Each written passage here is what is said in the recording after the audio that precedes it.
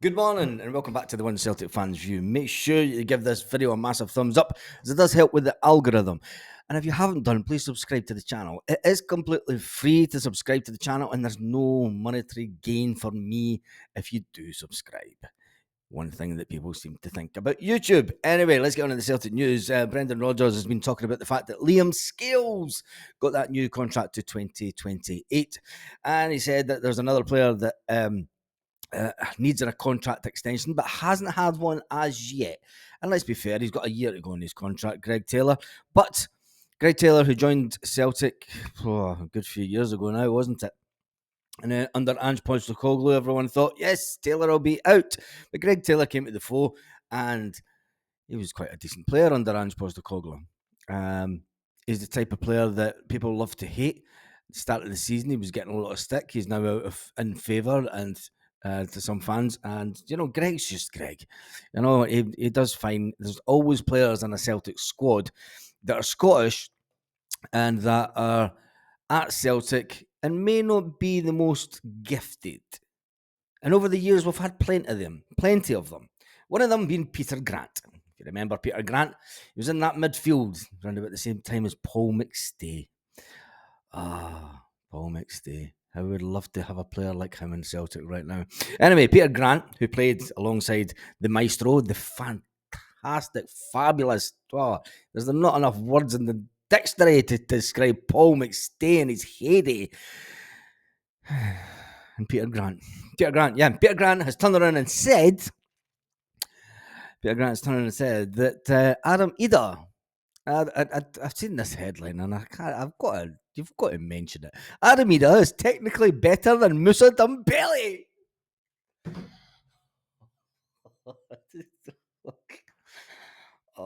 It's too early to drink in the morning, but Jesus Christ, man. Adam Idah technically better than Musa Dembele.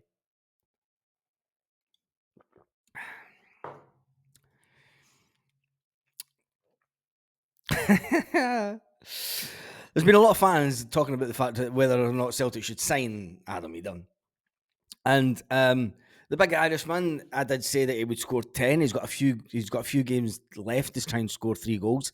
I did say he would score 10 at his time here at Celtic on loan from Norwich. Is he worth £5 million? I don't think so now. The more that I've seen of him, I thought if he had kept on his goal scoring form the way that he was doing, yeah, possibly worth 3 or 4. Is he worth 5? I don't know. I don't think so. But that's the way that Celtic are going to end up going. They're going to go and spend money on him, because rather than going to spend money on the likes of Shackland or the boy from Aberdeen or someone even better that's playing in Europe and had European pedigree, European experience, knows how to play against European defenders, we'll wait and see. It'll all come out in the wash, as they say. It'll all come out in the wash. But is he really better with the price tag of £5 million? Is he really better? Peter Grant spoke on Go Radio and made the claim that, in fact, technically, he's better than our old striker, Musa Dembele. Tell me what you think about that in the comments, because Peter Grant did say that on Go Radio. He did say that on Go Radio. Anyway. We have a game today. I can't get over that. Peter Grant. Is he his agent or something? I know that Peter Grant worked with him when he was younger, but is Peter Grant maybe by chance his agent? Trying to get as much money to Celtic as possible. I'm sure Peter Grant is an agent now, isn't he? I'm sure he is an agent. And is he Adam Idah's agent? Possibly. I don't know. Anyway, Celtic are just a few points ahead at the top of the table this morning.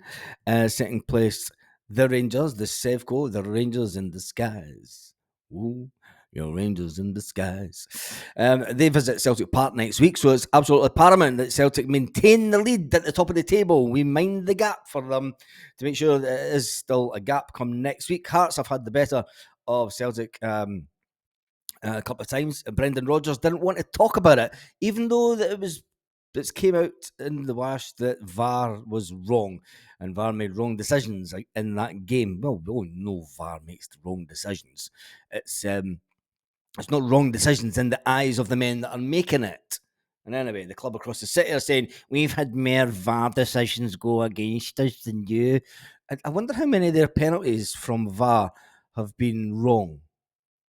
Does anyone know the stats for that? I'm not going to look at it because I don't look at any of their nonsense. Anyway, the manager for the Celtic versus Hearts, the manager will pick out the best team possible.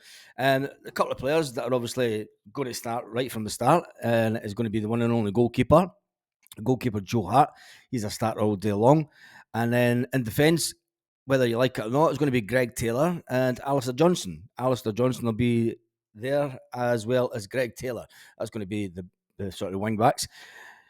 In the middle, well, it then comes down to Liam Scales is going to walk into the team, really, isn't he? Him and big Cameron Carter-Vickers will walk into the team. It all depends who the manager has on the bench. Will Gustav Lagerbielke be seen at Celtic again? I really feel sorry for Gustav.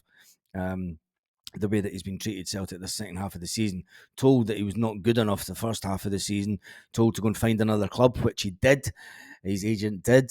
The Italians wanted him, and I really feel sorry for him as a player.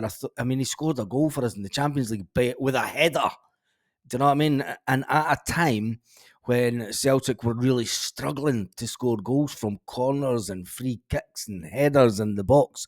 We've scored a few since then, and especially in the Champions League. And you can all say, look, it was a dead rubber game if you want in the Champions League, but it's in the Champions League and he scored it. And I just think that there must be something else there. I mean, he's obviously one of these players that were brought in under the previous manager and that was signed off by Brendan when he came in, because it's more than obvious now. Last summer, there was a number of players that were already earmarked for Celtic, and Brendan just had to sit and go through the paperwork and the videos and say, right, okay, if you think that he's going to do a job for Celtic, we'll go with it. We'll take your word for it. But since then, the recruitment team has left. They're on gardening leave. They're doing a McCoist and they're doing a Rangers. Oh, they're sitting with their pipe and slippers taking money off Celtic. And talking about that, before we go into the rest of the team, there is a player that is at Celtic just now who has been sitting with his pipe and slippers for a long time, hasn't he? He's been sitting, and when you thought when he came into Celtic, you thought, yeah, this is a guy that really wanted to play for Celtic. This is a guy that we as Celtic fans wanted years ago. But he's never really kicked the ball for Celtic. I wonder how many minutes he's actually signed, how many minutes he's actually played for Celtic. And then I wonder if one of you fantastic mathematicians out there will be able to break down how much he's been paid per minute of those game times over the contract of the few years that James McCarthy. Yes, James McCarthy. Remember him. McCarthy was described as a top-class player when he came to Celtic by Ange Postecoglou. He was signed at the same time as Joe Hart. It was meant to bring in this...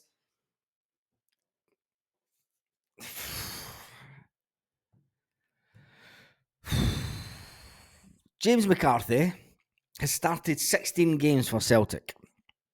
He's made 16 appearances, sorry. He started 10 games. 16 appearances. Unbelievable. And he's been taking a fantastic amount of money out of Celtic over the years. It's unbelievable. McCarthy is roughly on £728,000. £14,000 a week.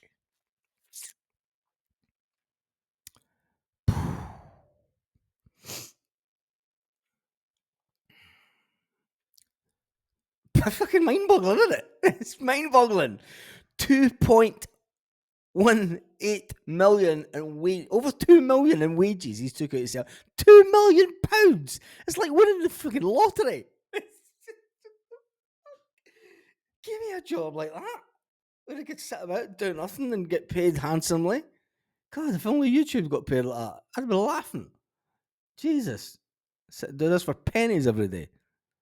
God, I feel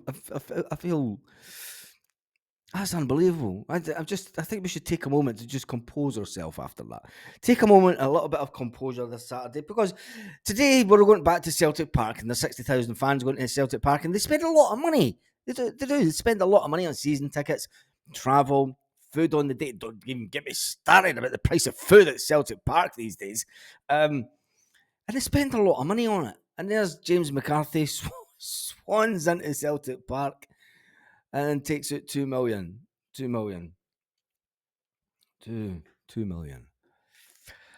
Let's get back to the Celtic team, because if we don't, I'll end up just like crying. Anyway, Celtic, the team, Callum McGregor is recovering well, says Brendan Rodgers.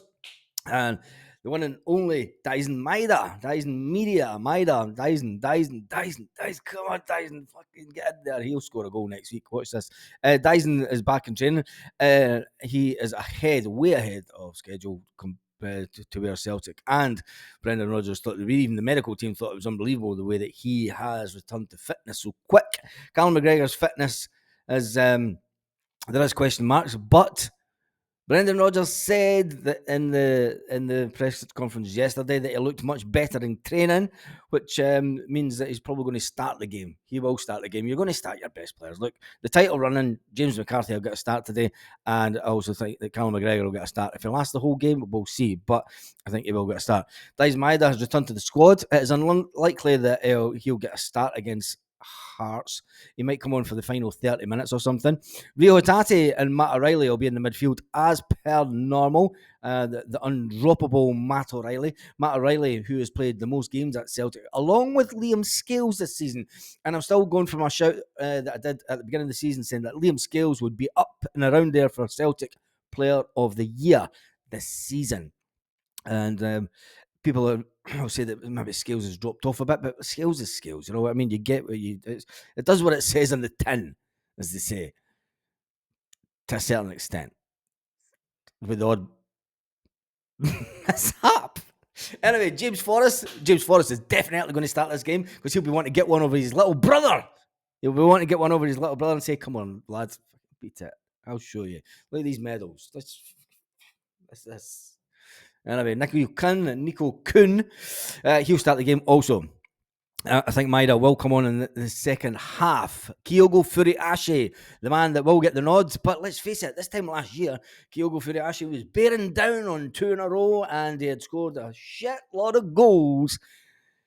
And he hasn't really this season. People will say that, look, and I'm going to go into what the manager also said. He also spoke about the fact the manager said, look, when you look at Ange Postecoglou's team last season and you look, this is the first time, this game today is the first time that this season that Brendan Rodgers has had 100% of his first choice players fit and ready to play. We are 4 games to the end of the season, and Brendan Rodgers admits that this is the first time this season that he's had in his head what he thinks the first team is. He's had them 100% fit. That's the only difference between this season and last season.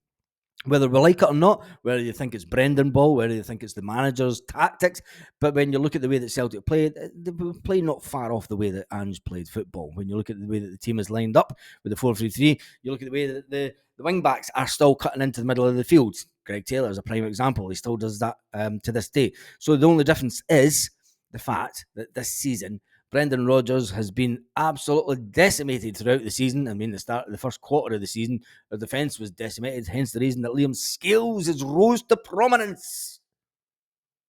Anyway, the team for today, my predicted team for the day is obviously Joe Hart, Alistair Johnson, Carter Vickers, Liam Scales, and Greg Taylor at the back as normal. It's normal back four. It'll be interesting if Greg Taylor does get that. Well, if Greg Taylor is getting that new contract, it's just about when they can get that agreement. In the middle of the field, you're going to start with McGregor, whether he'll last 90 minutes or not. I don't think he will. I think the manager will pull him off just to make sure that he's fit for next week, because we need Callum McGregor for next week. Matt O'Reilly, Rio Hatate will get another full game under his belt, and he needs to turn up a bit, Rio. He's not really hit the heights. I mean, people say, he's been injured all season. That's exactly what I was talking about, exactly what the manager was talking about. And O'Reilly, a lot of people are still saying that Matt O'Reilly hasn't kicked the ball since this transfer speculation. Look, we all know that O'Reilly will be away. It was a bit of a surprise when Jota left last summer. We all thought that it would be interesting to see Jota in the Champions League, get a good run in the Champions League. but he decided to leave for the big money. Celtic have asked Matt O'Reilly, look, what is the situation with the transfer? Are you going to leave? And Matt said, look, we'll leave it to the end of the season. I want to be 100% focused. Can you see them yet? I want to be 100% focused on Celtic retaining the Scottish Football League for the third year in a row. It is going to be a hard game today. Don't care what anyone says. Hearts have been on a fantastic run. Even the Hearts manager has said that he's been a bit surprised on the run that they have went on. But we are at home. We are due a good game against them. Kyogo is due a good game. The fact that Kyogo hasn't scored as many goals as he would have liked this season is probably a bit of a concern to some fans. But I think when it comes to it, little Kyogo turns up. What will the scoreline to be? It'll be a tight one. I don't care what anyone says. This isn't going to be a 3 or a 4 or a 5-0 game. It's going to be a 1-0, I'm afraid. And it's going to be one of those tight games. It could be even a 2-1. Hearts might even score first with Shankland. And that'll make the stadium go quiet. So if you are at the game today, make some noise for the boys. Make some noise. Make as much noise as possible. Help this team because they need it. We need it. If they play for us, we'll sing for you. And on that note, have a fantastic day, Celtic fans all over the world.